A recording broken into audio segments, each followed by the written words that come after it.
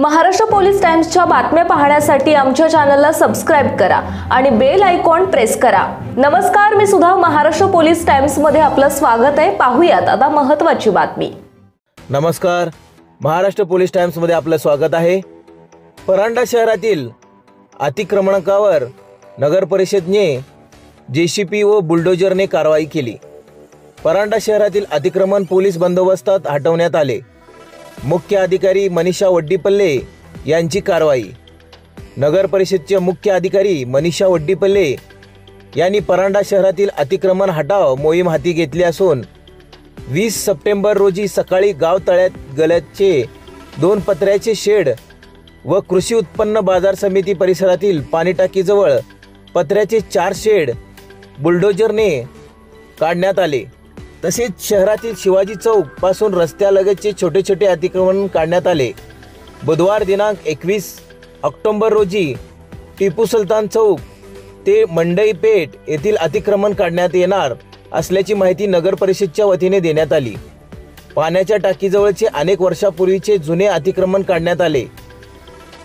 शहरातील मुख्य मार्गावर छोटे छोटे राहिलेले अतिक्रमण काढण्यात यावे अशी मागणी होत आहे।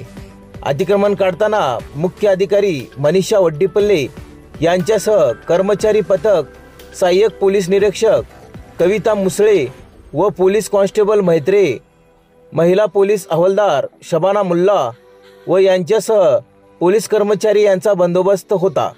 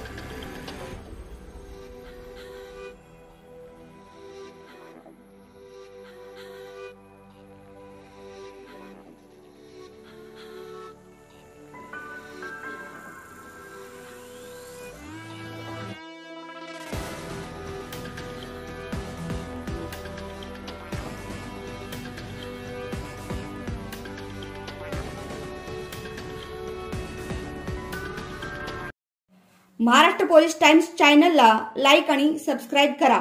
धन्यवाद।